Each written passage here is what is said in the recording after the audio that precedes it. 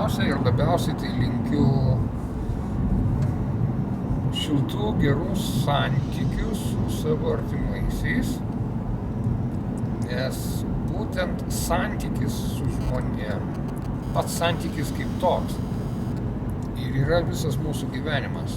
Per santykį su viskuo, kas aplink mus, su savimi, su gamta, su visuomenė, apskritai mes patiriam, jaučiam pačią realybę kaip tokią.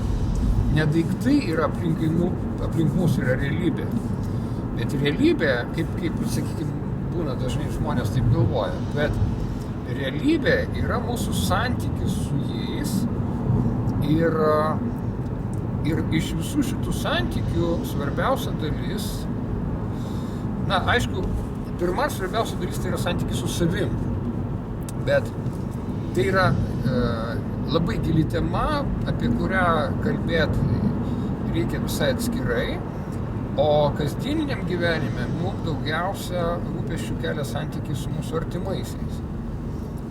Tai būtent to aš jums ir linkiu šios metus skirti būtent santykių sutvarkymui.